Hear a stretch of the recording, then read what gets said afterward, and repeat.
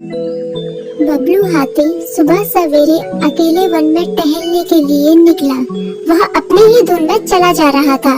लगता था उसके दिमाग में कोई उलझन है जिसे वह सुलझाने की कोशिश कर रहा था। सड़क पर आगे बढ़ते ही उसके सामने चीकू खरगोश भागा। बबलू का पैर उसके ऊपर पड़ने ही वाला था कि चीकू जोर से चिल्लाया। उसकी आवाज सुनकर बबलू ने अपना पैर पीछे खींच लिया। कहाँ खोए हो बबलू भाई? कहीं नहीं, बस कुछ ऐसे ही सोच रहा था। किस बारे में? तुम जानकर क्या करोगे? शायद मैं तुम्हारी कुछ मदद कर सकूं। तुम तो जानते हो आजकल वन में कितनी चोरियां हो रही हैं, पर चोर का कोई अता पता ही नहीं है। इस बात को लेकर वन के सारे प्राणी चिंतित थे। वे वहाँ खुद को सुरक्षित महसूस नहीं कर रहे थे।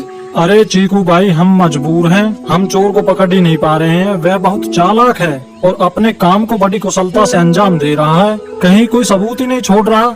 हमारे राजा इस बात को लेकर बहुत चिंतित हैं। यही कारण है कि हम सब इस बारे में सोच रहे हैं। अब तुम मेरी इसमें क्या मदद कर सकते हो? मैं कुछ सोचता हूँ, हो सकता है मुझे कोई उपाय सूझ जाए। प्रयास करने में कोई हर्ज तो नहीं है। तुम ठीक कहते हो चीकू, लेकिन वन के गुप्तचर भी अभी तक इसका कोई हल नहीं निकाल सके। इतना कहकर वे चुप हो गए। बबलू की बातों ने चीकू को सोचने के लिए मजबूर कर दिया। चीकू को उदास देखकर बबलू बोला, तुम अपना मन छोटा मत करो। मुझे अच्छा लगा कि तुमने मेरी परेशानी को समझा। कभी मैं भी इस वन के लिए गुप्तचर का काम करता था। एक बार मेरी टांग टूट जाने से मेरे अंदर फुर्ती नहीं रही। तब से मैंने यह काम छोड़ दिया। चीकू, तुम चाहो तो यह काम दोबारा कर सकते हो। वन के प्राणी ज्यादातर दिन में भोजन की तलाश करते हैं, वे रात को आराम करते हैं। तुम दिन रात दोनों में ही भोजन की तलाश में निकल सकते हो सकता है रात को तुम्हें कुछ ऐसी बातों का पता चल जाए जो हमारे काम की हो। हाँ बबलू, तुम ठीक कहते हो। मैं आज रात को वन में घूमकर इस बात का पता करने की कोशिश करता हूँ। थोड़ी देर बातें करके चीकू अपने बिल की ओर बढ़ गया और बबलू अपने रास्ते चला गया। चीकू के दिमाग में अभी तक बबलू की कई बातें घूम रही थी। उसे समझ नहीं आ रहा था वह बबलू की मदद कैसे करे। दिन भर वह उसी उधेड़-बुन में लगा रहा।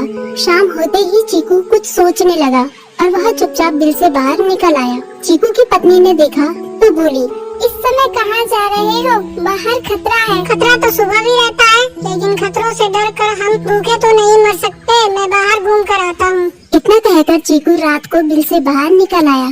कुछ दूर जाकर उसकी नजर बंकू उल्लू पर पड़ी, जो कुछ ही दूरी पर था। वह पेड़ की डाल पर बैठा अपनी गर्दन चारों तरफ घुमा रहा था। वह तेजी से पेड़ की एक डाल से दूसरी डाल पर उड़ रहा था। बंकू की नजर उस पर नहीं पड़ी थी। कुछ सोचकर चीकू पेड़ के पीछे से बाहर निकलकर थोड़ी खुली जगह पर आ गया और वहाँ से बंकू उल्लू को देखने लगा। बंकू ने चीकू को अंधेरे में भी देख लिया, पर उसने उसमें कोई उत्सुकता नहीं दिखाई और अपनी गर्दन चारों ओर घुमाता रहा। चीकू बड़ी देर तक बंकू की हरकतों पर नजर रखे रहा। वह थोड़ी देर तक खुले मैदान में खड़ा रहा, पर बंकू ने उसे देखकर भी अनदेखा कर दिया।